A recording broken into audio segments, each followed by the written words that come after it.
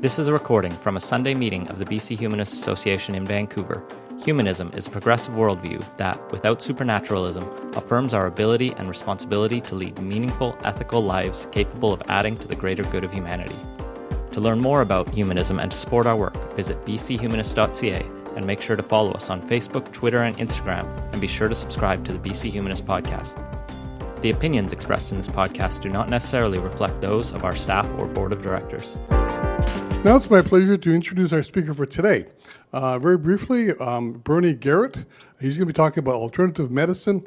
Is the regulation of alternative practitioners in BC effective? Bernie is an associate professor at UBC School of Nursing and so on. So please join me in welcoming Bernie to our meeting. Thank you. Thanks. Okay, thanks very much for the invitation. It's my pleasure to be here today. Can you hear me okay with the mic? Yeah, great. So I'm going to talk today about alternative medicine and regulation in BC in particular, some of the myths that surround that.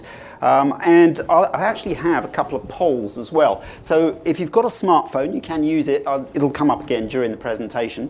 But if you enter into your web browser, polev.com/BernieG, you'll be able to participate in those when they come up. Don't worry, I'll be putting that up again, but if you want to get ahead, you can just type in polev.com/BernieG. My background, I'll talk a little bit about that. Basically, I qualified as a registered nurse in 1984 in the UK, and my background's mainly working in intensive care environments and nephrology care, which is where I spent most of my career, in sort of kidney units, particularly in transplantation and areas like that. In the NHS in the UK, which I'm sure you're familiar with, I got a PhD in information science. I'm a bit of a hybrid. I got nursing and sort of information technology background. And I've been a professor at UBC since 2003. And my current research, I focus on two areas. Technological side, I'm working with virtual reality and augmented reality at the moment, particularly for pain, actually, where it's proving quite an effective treatment of acute and chronic pain as a powerful distraction. And the other area which I'm talking more about today is more about deception in healthcare and the psychology of deception. And I got interested in this a few years back, basically probably about 10 years ago, when I noticed there was a growing trend of, particularly in the internet as well, of sort of deceptive healthcare claims. You all see them. There's pop-up ads that come up on your websites, Facebook, whatever, that, advertise miracle cures, pills, whatever, one weird trick, etc., all that sort of stuff. And so I noticed a lot of patients were actually using these sorts of things, and also a lot of them were promoted by alternative practitioners. So I got quite interested in this, and I've sort of been exploring that the last few years as well. So what I'm going to talk about really is about what could be termed alternative medicine or complementary and alternative medicine, CAM.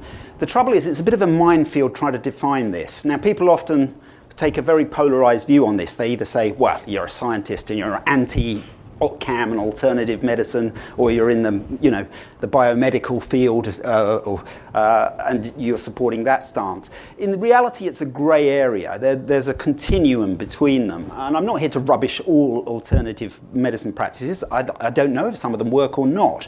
What I'm here is as a scientist sort of pointing out that what's the state of evidence for the basis of these in public healthcare? And that's where my arguments come from, really. Public healthcare is, a particular area we have to be cautious of. We're using public resources on it, funds. We have limited funds. The healthcare demands, as you know, are going through the roof, particularly with older, increasing population. If you look at the demographics, got more older people now than ever before on the planet.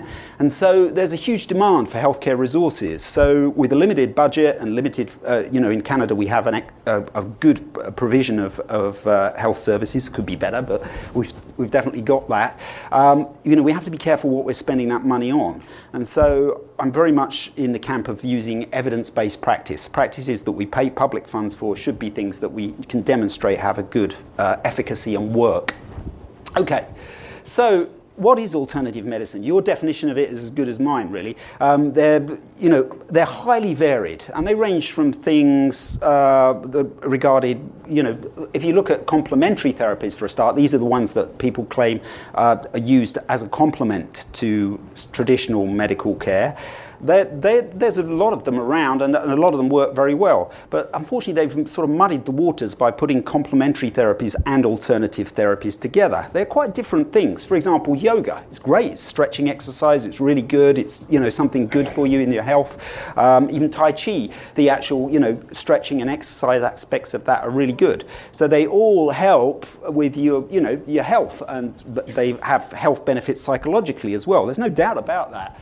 But if you then take, other therapies like, we'll talk about homeopathy in a minute, or other ones where they're making health claims about them that they can treat specific diseases, or they can, cure things that there really isn't the evidence to do. So putting them all together isn't helpful for a start, and separating, things that we know work quite well from things that we don't know work and there's not good evidence, all in the same boat. It doesn't really help the healthcare profession. What it does help is the practitioners. So the definition I use is this one, which is, I don't really talk about complementary therapies as such, because I think we should separate that. That's different.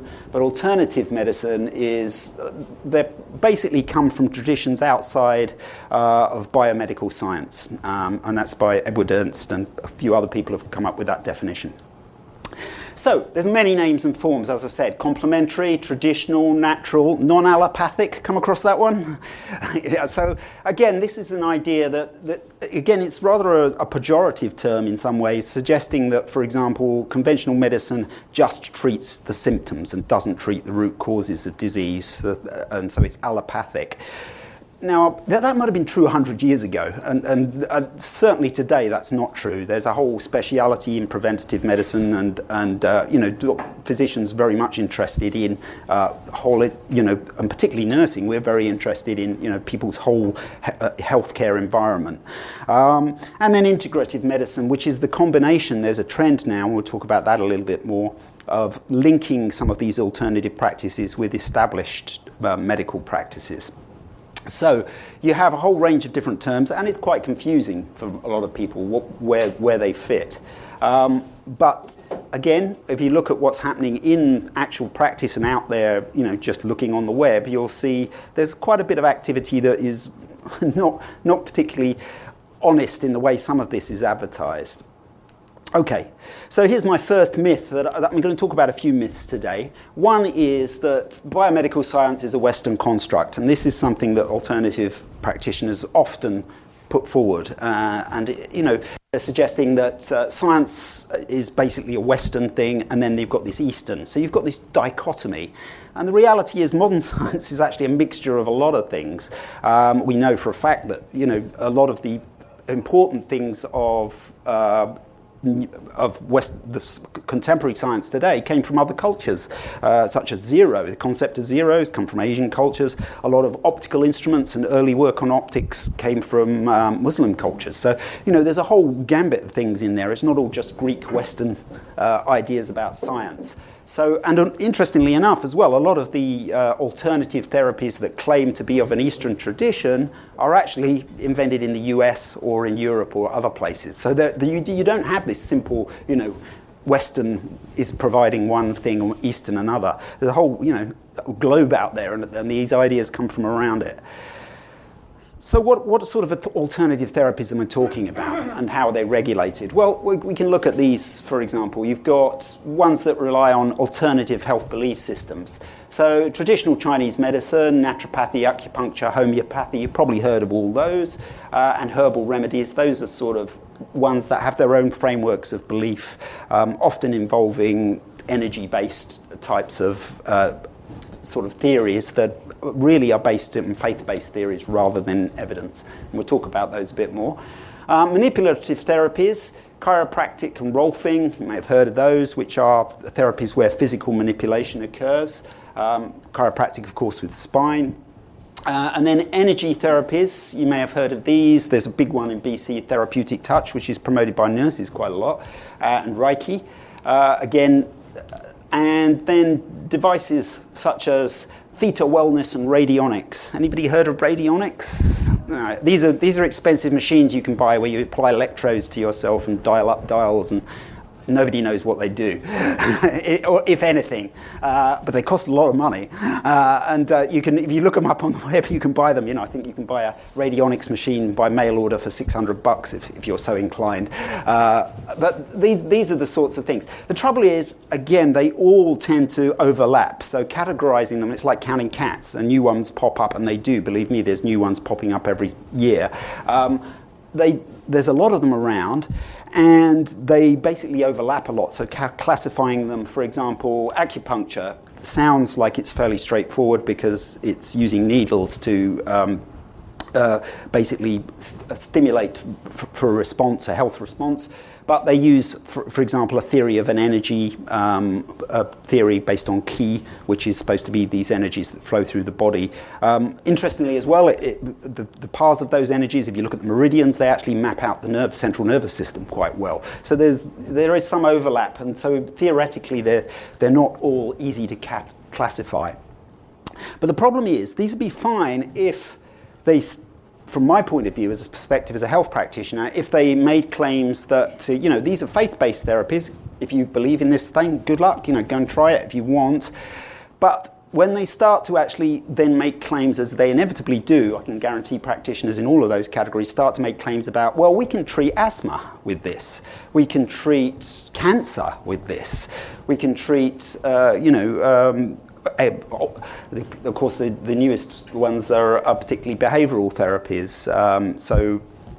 Attention deficit disorder or autism, we can treat these things with these therapies. Then you start getting into hot water, because from a modern healthcare perspective, what we're interested in is, if you're claiming a therapy works, you've got to show some evidence, A, it does work with scientific studies before we, it's safe and it's actually reasonable to put it in the public healthcare domain.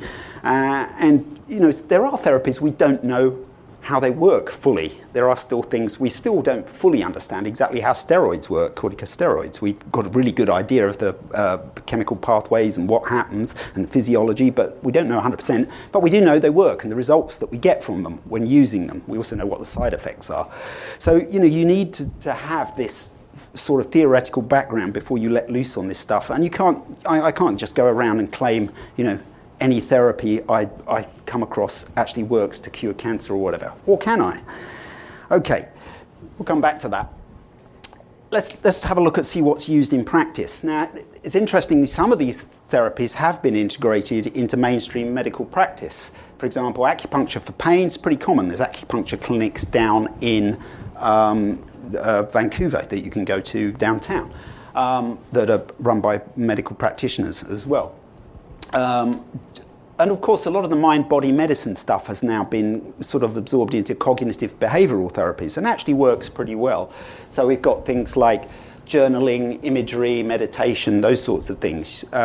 So we know they have an effect on people's sort of anxiety levels and mental health. And then homeopathy actually not so much now. Unfortunately, it was a part of the NHS, and you used to be able to get it on the NHS. There was for example, in Bristol, where I used to live, there was a NHS-funded homeopathic hospital. But after about a year ago, they've now come to the conclusion, after a number of years, that they're not going to fund it anymore in the UK. And here, it's you can't get funding for it through Health Canada, but you can still, some insurance companies, I believe, may pay for it, but that's rapidly changing. But interestingly, some of these therapies are available, but only because we know particularly how they work, although we've got a better idea of how these mind-body medicine ones work because we can see how they alter brainwaves with behavioral change. But acupuncture is an interesting one. That's still very much actually in a grey area. There's a lot of people who argue it works, but actually the reason it works is now becoming more apparent, that actually it's probably the stimulation of the nervous system with needling as a distraction rather than key energy or anything like that. So they're now looking at how that works as well. Interestingly, in China, I was in China last year, and they're very strong at promoting traditional Chinese medicine there, for a number of political reasons as well as health reasons, but mainly because in the rural areas there's nothing else available apart from TCM. There isn't any sort of science-based medicine available there because they haven't got the resources. So acupuncture is used widely there. They were actually advertising at a conference I went to, used as a anaesthetic for open heart surgery. And would you want acupuncture for open heart surgery? No, probably not. I mean, for a start, I wouldn't want to be awake during open heart surgery. The thought of hearing someone soaring through your sternum is not something you want ever to see, I think. But also, it's interesting how they, so there's a strong market for this, but it's interesting how they're doing it. And when you look closer at what they were doing, and I talked about it with the people at the conference who were saying, oh yeah, but of course we had to use about half a gallon of local anaesthetic first, which was injected in before they actually ever got to the acupuncture. And they taught the guy to breathe using his diaphragm for about a month before, and also they had an anaesthetist on hand in case he couldn't breathe. So it wasn't clear that you're just using acupuncture for open heart surgery, but of course that's how it's promoted and that's how it's done. Famous case as well of when Richard Nixon visited China on his famous visit. One of his team got ill with appendicitis and had a surgery while they were there, and they claimed they used acupuncture again for him, and he came back and said, wow, they used acupuncture while I was having my appendix removed. And then it turned out later actually they used a load of other anaesthetics as well. It wasn't just acupuncture. So acupuncture, yes, we know it can have an effect, but again, the evidence is really that it can have an effect in pain in certain circumstances as an adjunct. So myth number 2. Conventional medicine is allopathic, treating symptoms rather than causes, and does not treat the whole person. As I've said, that is a complete myth. Like I say, if you go back 100 years, that may have been true. And at the start of the 19th century, I guarantee if you went to see a doctor or you went to see a witch doctor or whatever, the chance of the outcomes being better with one or the other weren't much different. Medicine wasn't very good in those days. They were doing bloodletting, things like that, all sorts of other stuff still. But obviously we've come a long way since then, and mainly because of this prolonged adoption of science-based rationales to support medicine and healthcare, and what's more recently known since about the 1990s is evidence-based practice, whereas we're trying to justify what we do in practice based on what the best evidence is. So modern medicine and nursing aims to treat the whole person, their family, and the community, not just a particular illness or problem. So admittedly, we don't always do a great job of it. Everybody knows that. We're under-resourced, particularly nursing as well, but medicine as well. You try getting on a GP's list. I'm sure you've all had the same issues. Those sorts of problems exist. So there are problems. But it's not that we're just treating specific diseases. So if we look at regulation in BC, how is the healthcare system regulated? Sort of more of a topic today. Well, we've got the Health Professions Act in British Columbia, which outlines, which professions can be listed and publicly funded or practice. Not just publicly funded, also tells us which professions can practice. We have professional self-regulation, which under the Health Professions Act have colleges which are actually set up by individual professions to actually monitor and maintain standards within those. And the idea of colleges is to protect the public. So the idea of the college is its first and foremost function should be public protection. And the idea of that is to stop unscrupulous practitioners or defrauding the public, but also doing public harm by doing practices that are dangerous or not being trained to deliver what the practices that these practitioners are. So if, for example, say your physician misdiagnosed something and there was evidence that he was incompetent or she was incompetent and they had misdiagnosed an illness, then you could complain to the professional college. In this case, it would be the College of Physicians and Surgeons of BC, that this person has incompetently, diagnosed something. And they would look at the case, and then they would look at the standard of what would be expected of a physician and make a judgment on that. If you disagree with that, then you can actually appeal to the Health Professions Review Board. So that is a board that is not made up of actually practitioners. It's made up of lawyers mainly and some members of the public.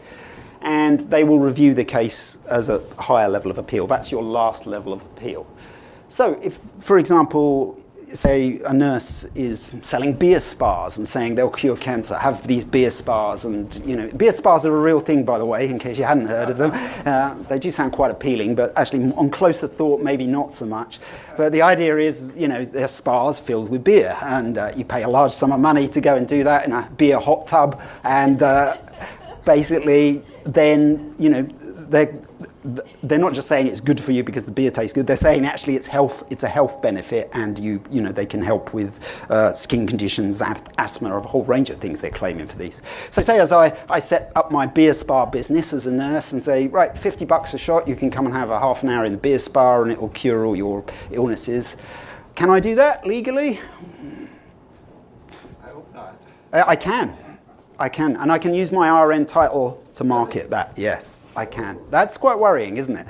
So I can go and set up that business and market an RN on it, and I can do it under the guise of saying, well, it's an alternative therapy. It's not based on any evidence, but it's based on faith that I believe, and I can sort of promote some theory of beer spa energy or whatever, and I can do that. And my body, the College of Registered Nurses of BC, would allow me to do that. If I was in the UK, I wouldn't, which is an interesting one. So I can do that. So then if you complained about that, that would go to the college, and the college isn't likely to do anything currently. It may in the future. Currently it isn't. And then if I take that to the Health Professions Review Board, are they going to do something about that, do you think? No, probably not, no, because unless I'm actually harming anyone, they're not really interested. They're lawyers, they're not health professionals, so their view is, as long as I'm conforming with the college's code of conduct, which they basically cite, what the college says is correct, and that I'm not breaking any of their rules, unless I've actually harmed anyone, they're not likely to do anything either. So the way they interpret healthcare safety and protection of the public is very much on public harm. And the problem, and I'll talk about this a little more in a minute, is it's a very reactionary system. Okay, so if I go and have a beer spa and I fall out and break my ankle coming out of it because it's slippery and it's a health and safety and whatever, I could probably have a complaint that they'd uphold. So then, because I've been injured as a result of this, or if they, if they said they were treating a very specific condition and they could do it within a month and then it didn't get better, I'd probably have a case there. But if I'm just charging money for stuff which has got generalized health benefits according to me, so be it, public buyer beware. It's that really that situation. So that's one problem. Another problem is if you have professional self-regulation colleges, then they're made up of practitioners. There is a tendency after a period of time for their focus to drift from protecting the public to protecting the practitioner. You may have seen the College of Surgeons and Physicians recently had a case where I think it was 2 doctors who'd been on the register here for 5 years and had never passed the exam. They'd failed it numerous times, but they were still practicing in BC.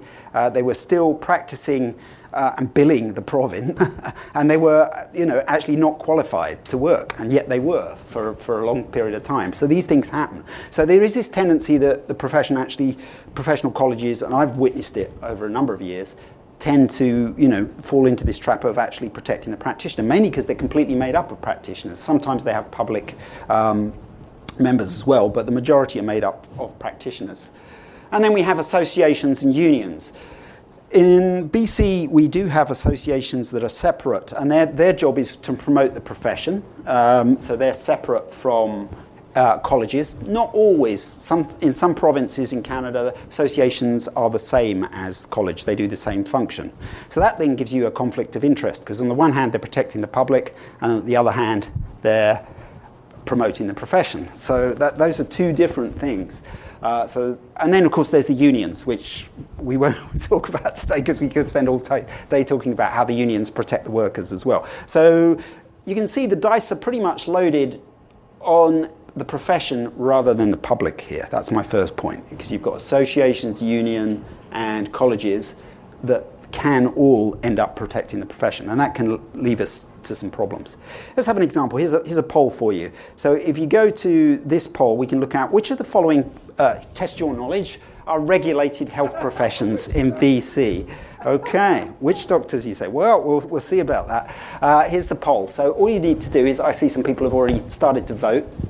If you go to pollev.com/BernieG, / you can see, these are the list of professions. You can vote on that.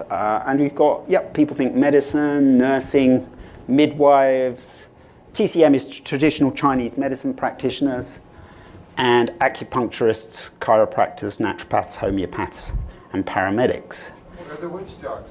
Where are the witch doctors? Yeah, actually, I must have left them off. Believe it or not, there is, you can Google this, a Canadian Association of Witch Doctors, which is actually based in BC.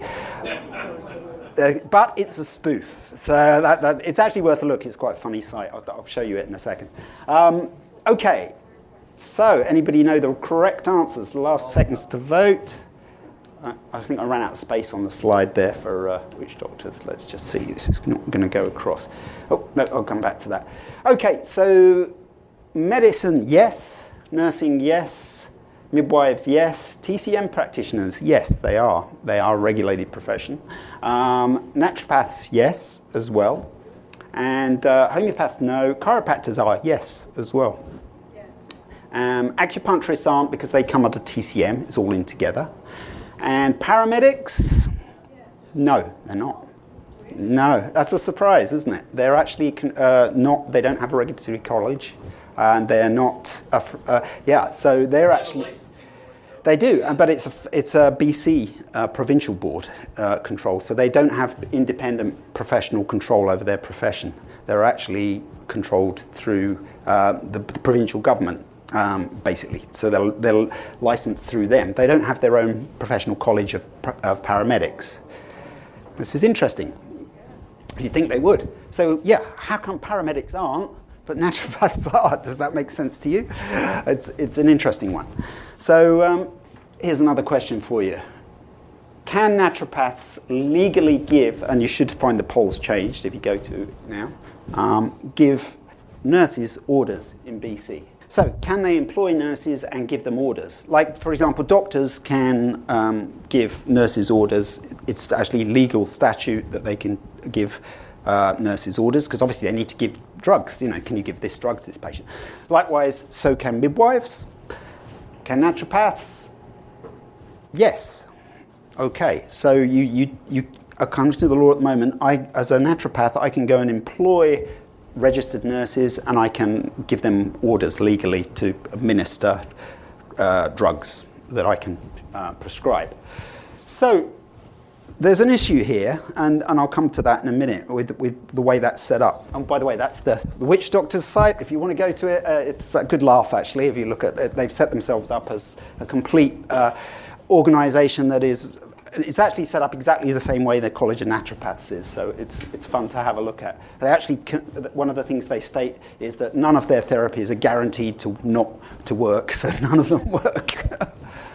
But this takes me to myth number 3, and this is a problem people have. That, for example, because they see a naturopath has got a title of doctor, physician, doctor of naturopathy, they assume that, for example, they've had the same level of training as a physician or as a nurse or as a physiotherapist, well, even beyond a physio, because it's a doctoral qualification. Then here's an example of an email I got about a month ago. Actually, it was a letter. I'll read it out. As a taxpayer in our democratic society, I should have the freedom to choose 100% government-funded licensed healthcare practitioners to help me in sickness and health. I think that's reasonable. I feel the government is discriminatory when they fund medical care, but only a portion is paid for alternative health care. Doctors of medicine, doctors of chiropractic, doctors of naturopathy, and doctors of homeopathy, I've not come across that one, but apparently there are, all go through equally intense education and training before they can get a license to practice. Okay, so this is a letter from a member of the general public. And unfortunately, that's not the case. And that's why I have a problem with some of these practitioners being registered at the same level as a doctoral level as a, for example, physician. For example, Where do chiropractors go to university? Anybody know? Iowa, yes, probably. I mean in Canada. Yeah, no, it's a very good point. Nowhere in Canada. Yeah, they can in Quebec, actually. That's the only one. You're right, absolutely. So the issue is, if we look at the qualifications and compare, for example, naturopaths have a 4-year doctoral program. It is called a doctorate at the end at Butcher College. There's 2 colleges. They're both private. There's Butcher here in BC, which has only been around about 5 years, and the Canadian College of Naturopathic Medicine in Toronto. These are 2 private colleges. They're not affiliated with universities at all, public universities. So basically, they pay, they have got entry qualifications, but they're not regulated by the same boards that regulate university systems. So their level of regulation is far lower.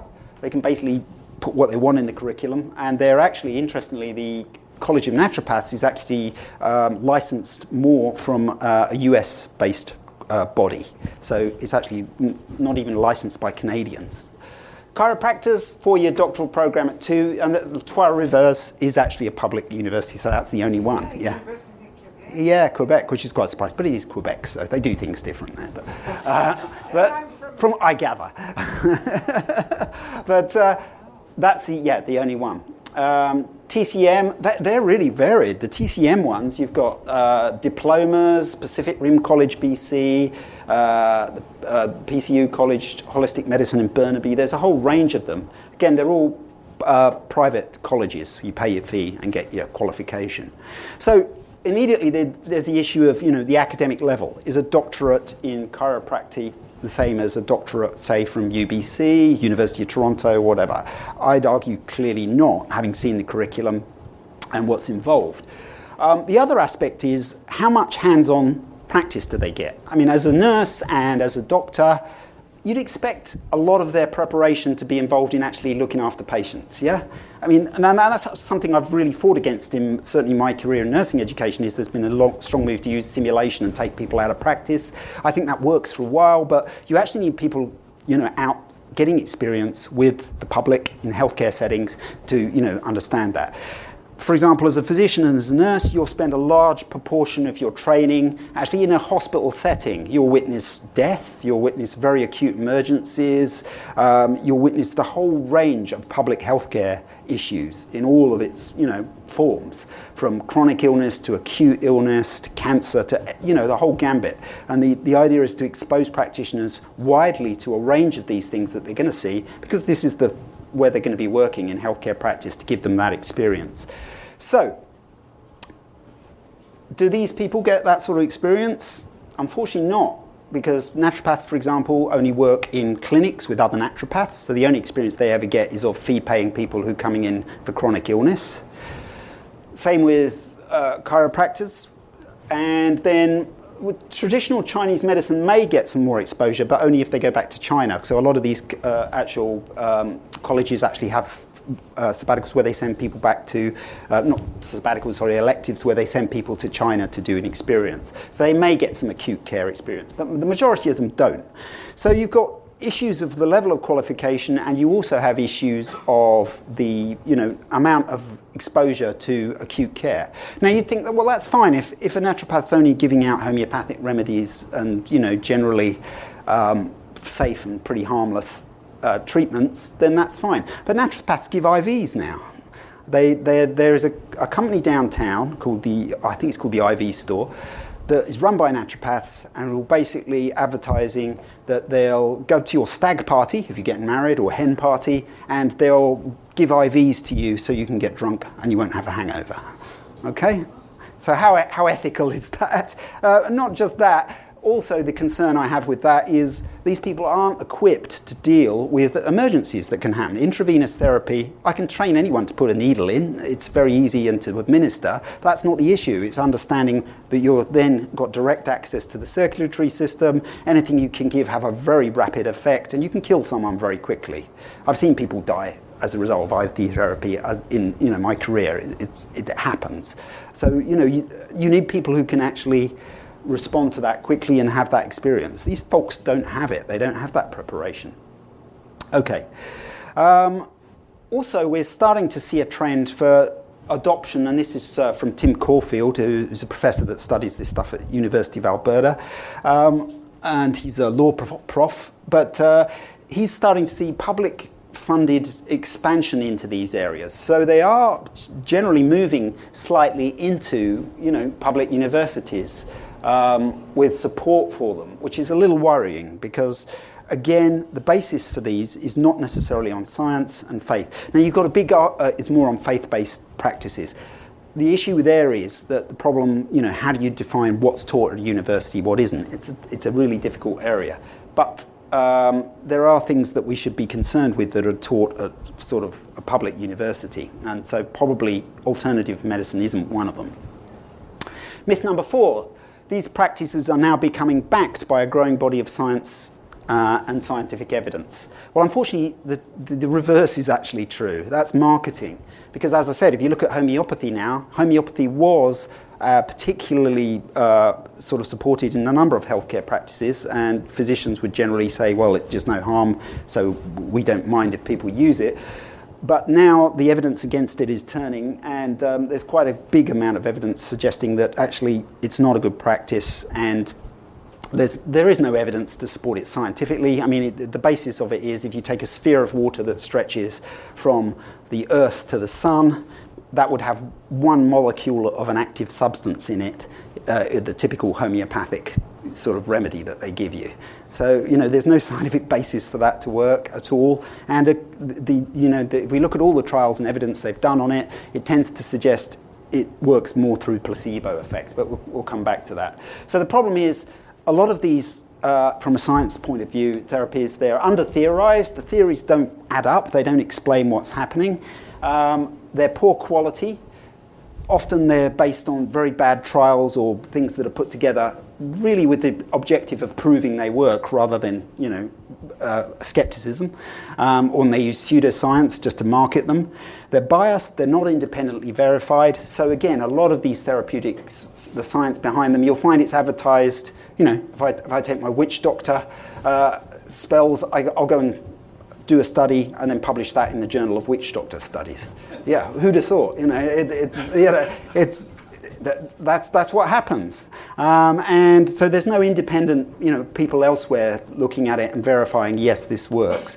So these are problems for us. And they are sort of coming up more and more in the media now. We'll see new studies, for example, on vitamins are tending to show that they don't work as well as we thought. This is from mainstream medicine more, but they've also, the vitamin supplement industry has been a huge alternative medicine industry as well, particularly if you think people like Gwyneth Paltrow, celebrities marketing things like those. Many naturopathic practices are based on spiritual theories, such as vitalism. And it's fine to have, we're not saying these theories, aren't necessarily true. There's just no evidence that we can find that they work. So why would we use them in a public healthcare setting? And they've got no foundation in the science, and they're based on pseudoscience, a lot of them. And here's another myth for you. Alternative medicine is harmless. Now that's a big one. That's put out a lot. And unfortunately, there's a number of issues there. We know for a start, and particularly if you've ever looked at the media recently, there's a lot of things coming out. We had probably saw this in the news, the naturopath in Victoria who was administering a preparation made from rabid dog saliva and for a behavioural disorder, who claimed afterwards that she found out the boy had been bitten by a dog, so it was obvious that it would work. And I don't know how that works. But then we've got, chiropractic care. Chiropractors are now advertising care for infants. There is no way a newborn baby needs spinal manipulation. It's just absurd. And they're advertising that, basically birth traumatizes and causes brain damage and spinal cord damage, and therefore they need to manipulate it to correct these. I mean, the key thing what we learned very early on with pediatrics and infant care is don't do anything unless you absolutely have to, because kids are very robust and they don't need a lot of interventions, obviously, when they're newborns particularly. So there's no reason to support that at all, no evidence at all. And again, homeopathy was being claimed recently and a naturopathic sort of a couple of naturopaths were claiming that they could cure autism with a therapy called cease therapy that came up in the media. And that led to one of the chiropractors board, members of the board resigning after criticism from the government. We've got South Beach in the US playing IV therapy to boost their performance at naturopathic clinics. Again, very dangerous stuff to be doing. And also we've got Chinese medicine, a couple of deaths recently and regularly, and there's another one with IV turmeric that was given recently in the States. Again, this was somebody who died as a result of. So if I were to add these up and compare them to deaths through medical therapy, obviously they're a lot smaller. But the difference is, the number of medical practitioners is huge and patients going through those systems. And just because there's problems with medicine doesn't mean that these things are validated. The argument was very simply put once by, airplane crashes don't validate flying carpets. We can, see there's problems in both health systems, yeah? But that doesn't mean that we should adopt alternative health, because they're not harmless. They do have significant health. And of course, I'm not even talking about the issues of going to, using alternative health instead of traditional medicine, which is another problem. The most famous case of that is probably Bill Gates. Not Bill Gates, sorry. Steve Jobs, yeah, I'm getting it wrong. Right. Steve Jobs in Apple, who had cancer and actually, probably, I'm not saying he would have survived, but certainly he didn't do himself any favors by exploring a lot of alternative therapies. So that's a good example, because why do very intelligent people like that go and use these practices? Well, to finish up, we'll have a quick look at that. Some interesting other myths just to think about, and these are the sort of ones that are perpetuated and growing. Vaccines, again, vaccines aren't perfect, but they have got significant health benefits that we know of. And this idea that vaccines cause autism has been around for ages, and it started off in the UK with Dr. Andrew Wakefield, who you may have come across, who's a UK physician who suggested there was a link between vaccines and autism. And then, unfortunately, his study was found and was published and caused a massive uproar and concern about the safety of vaccination for measles, mumps, rubella. It was the combined vaccine he was looking at. And actually was then found that he'd fiddled his results and had done it for basically to gain exposure. Well, his motives still remain unclear. And he was struck off. He was struck off the medical register for this. And yet he's still around. He met recently with Donald Trump in the States. Oh. Yeah, and Donald, well, enough said. So, yeah, that probably tells you all you need to know about that. He's been invited to speak with Donald Trump. So, that's really bad science, and that's caused a massive impact. There are no links between autism and vaccination identified currently. We don't know of any.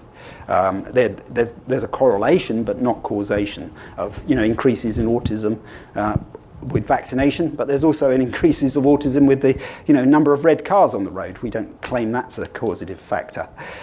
So, examples of naturopathic therapies as well that are problematic: homeopathy, IV chelation. Like I said, these are serious invasive therapies. That's in giving an IV and then giving substances that, for example, can remove iron from the body or add iron.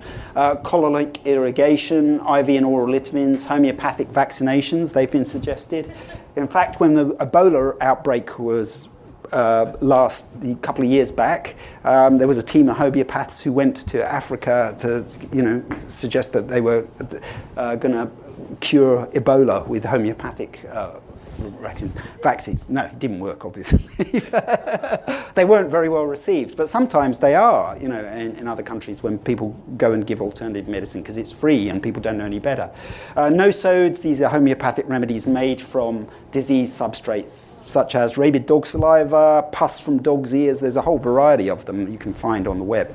All of these are, potentially risky treatments. So myth number 7, alternative practitioners are the little guys fighting against big medicine and big pharma. And I've actually been accused of being in the pocket of big pharma, which is really weird because I'm a nurse and I've never had a check from a pharmaceutical company ever. But this is the sort of rhetoric that is used. But if we look at alternative medicine, it's actually massive business. And that's the thing I've sort of been looking at over the last few years. More than 38 million adults visit alternative practitioners in the US in 2009. Alternative medicine is a $34 billion industry in the US alone. And the nutritional supplement industry is worth billions on its own as well. And these aren't, my statistics, these are Reuters, Smithsonian, who've come up with figures that evidence it is very much big business. So to sort of finish up, why are they still so popular? Well, psychology of persuasion is very interesting. And if we look at, this is what I study, if we look at how these are basically, people are persuaded into this, they use social engagement. Facebook's a lot of this stuff goes on Facebook now with adverts popping up because they know that's very effective. Claims of extraordinary effects, that's one of the key things. Whenever you go to these sites, when you go to your doctor, they're not going to say to you, yes, I can cure cancer, take this treatment, with chemotherapy and radiotherapy. They'll give you some statistical odds of, what, depending on your condition, what the actual likelihood is of you, surviving 5 years or something. It's an inexact science, medicine. It's got a lot of art involved. However, if you go to some of these guys, they'll claim, we can cure cancer, we can, resolve asthma, autism is completely, we can get rid of that. They make real claims that they cannot substantiate. They'll usually use this idea of scarcity. It's only available because we have this specialist knowledge that nobody else has, and you can only get it here. Or, you have to come here to this special site to obtain it. They use pseudoscientific language. For example, ozone-activated cellular defense, one I came across. You know what that means? I've got no idea. Absolutely no idea what that is at all. And it's just nonsense. So there's a lot of that sort of stuff. Also, if you use these techniques, you can make, we will make you like our research. There was an interesting research paper titled that a few years back. We know the following personality traits are effective in persuading people, and advertisers use this, from car salesmen to anybody selling products. Desire for attention, comfort, people who, people want to be comfortable, and that's a big thing in alternative medicine. I mean, when was the last time you went to a doctor's clinic? Was it a nice experience? Probably not, I'd say. You probably wait in a waiting room that's a bit, sort of in need of decor and just waiting with a lot of other people. It's not a very pleasant experience. They come in, they probe you with, thermometers or, it's not a comfortable experience very often. Whereas if I go into a naturopath's office, it'll be a really nice office with plants and, well decorated and relaxed. It'll just be me there. It'll be a very pleasant experience. So we all desire comfort. There's nothing wrong with that, but that's particularly what they play to. Desire for sensation seeking. We all want something that's a bit new. Some personalities more than others like to try new things. That works very well for marketing. Desire for self-control. We all want to have this idea that we have self-control over our health to some degree, that we're not just, blown in the wind by whatever happens. So again, taking control, particularly when medicine says, well, yes, there is the condition where there's not much we can do about it, which is a lot of chronic conditions, because we don't really manage those very well, and other illnesses. So, the idea to take self-control of your illness and your health. And an openness for taking risks and preference for uniqueness, liking things that are a little bit on the edge and liking things that are unique. So if you've got those personality traits, these folks will target you very, very clearly, quickly. So what can we do about it? Well, there are things you can do, and this is what concerns me a little, and how you can actually sort of work to try and improve the situation. Advertising Standards Canada, it is worth applying to them if you see things that are misleading or misrepresented and false. And I regularly do that with advertisements. And I've got a tool here I can show you that makes it very easy to do that. Competition Bureau Canada, they're another, if you think that a particular practice is being marketed and is anti-competitive, you can do that. The only reason I'd probably use Competition Bureau Canada rather than Advertising Standards Canada is simply Advertising Standards Canada hasn't got any teeth. It can write a sanction on people saying, yes, stop advertising, you've actually broken the code of conduct in Canada for advertising, and they will send a letter and publish that on their website, but that's it. There's nothing to stop the person a week later doing exactly the same thing. So that's how these practitioners get away with it. Competition Bureau Canada can fine people. So they are quite useful for doing that. Also, write to the health minister if you've got concerns about these. Adrian Dix, I mean, the politics are interesting here because traditionally politicians aren't particularly keen to intervene in this, simply because these are voters out there who are using these things. And I mean, a lot of this started with naturopaths with Gordon Campbell's government, but now, very few politicians will be willing to peel back or repeal stuff here, law in terms of regulation, simply because it could be a vote loser in some contexts. So there are tools, like I say, to finish up that you can use. There's this one called Fish Barrel. You can use that in the web. It's great. It's a plugin. I could show you it in a minute if you want, if we've got time, but we'll see how the discussion goes. Which is a plugin for browsers like Chrome or Safari, where if you see something that's false on a website, you can just click on Fish Barrel, which is a plugin at the top of the browser, and then you can highlight things on the website, click a submit button, and it will automatically create a complaint ready to go to Advertising Standards Canada. So it's really easy to do. Taking screenshots from it as well, which are attached. So it does it all for you. All you have to do is just type in a couple of things. It's a great little tool. And there's something called the Quackometer, which is quite fun as well. You can look these up on the web. But basically, if you've got a suspicion about a website being false, you can actually type in the URL, the web address, into the Quackometer, and it will give you it ranks it in ducks, canards for quackery. And five ducks is the worst, and one duck is not so bad. But those things actually, they're quite useful practical tools for people. And we've got a tool coming out that's going to be published in about 3 months' time, which is designed for people to be able to use so they can actually assess health claims and practices to see if they're evidence-based or not. So that's pretty much all I wanted to talk about. We can have a discussion. If you want a fun, lighter take on the subject, I'd recommend the Storm video by British comedian Tim Minchin. If you've seen it, it is quite funny. Unfortunately, he does swear a lot in it, so if you don't like that, I'll warn you up front. But it does actually make some very good logical arguments. It's on a cartoon on YouTube, and it actually presents some of these issues. It tells the story of it going to a dinner party where he meets someone who's really got a lot of belief in alternative practices. And that's it. So thank you very much.